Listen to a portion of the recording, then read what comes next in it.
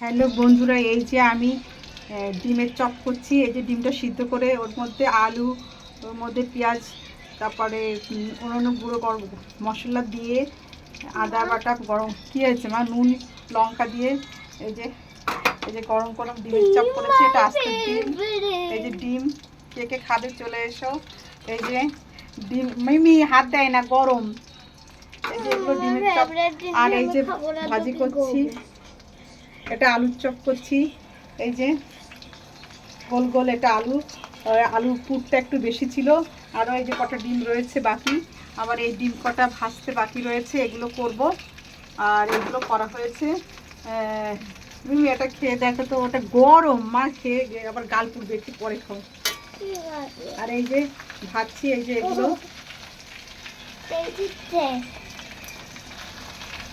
তোমরা কে কে খাবে চলে এসো। আর হ্যাঁ নড়াচ্ছি, এগুলো তেল চেকে উঠাতে হচ্ছে না।